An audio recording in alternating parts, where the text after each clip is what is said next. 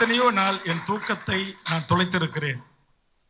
இந்த மக்களை எப்படி ஒரு பெரியார் இல்லை, ஒரு தமிழரசு இல்லை, ஒரு கலியபெருமாள் இல்லை, ஒரு அம்பேத்கர் இல்லை, ஒரு ஆணைமுத்து ஐயா இல்லை, எப்படி இந்த சமூகத்துக்கு அறிவு போட்டு இதை புரிய வைக்க போறோம், புரிதல் உள்ள சமூகமா மாற்ற போறோம்? நம்ம தாய்மார்கள் இதையெல்லாம் செஞ்சோம். நான் என்னுடைய வாழ்க்கையிலே நான் அதெல்லாம் கண்டேன். சரிங்க, எல்லாம் திராவிடத்தின் மீது விமர்சனம் பண்றாங்களே, காங்கிரஸ் பிஜேபி வேணாம், திமுக வேணாம், அண்ணா திமுக வேணாம், மாற்றா நம்ம போய் நிற்கும். சரி, சாதி கட்சியில இருந்து வெளியேற்றிட்டாங்களே, ரொம்ப மகிழ்ச்சின்னு சொல்லி 2016 தனியா போய் நின்னேன். தனியா நின்று என்எல்சி மக்களுக்காக தேச விரோத வழக்குகளை சந்தித்தேன், பல போராட்டங்களை சந்தித்தேன். அந்த தொழிலாளி அந்த மக்கள்கிட்ட போய் ஓட்டு கேட்கும் போது அந்த மக்கள் சொல்றார்கள், மாசம் 1,80,000 சம்பளம் வாங்குற வீட்டு இல்லத்தரசிகள் சொல்றார்கள், அந்த வேட்பாளர் பேர் சொல்லி அவர் 1000 ரூபாய் கொடுத்தாரு, இந்த வேட்பாளர் 1000 ரூபாய் கொடுத்தாரு, நீங்க எவ்வளவு கொடுப்பீங்கன்னு கேட்கறாங்க.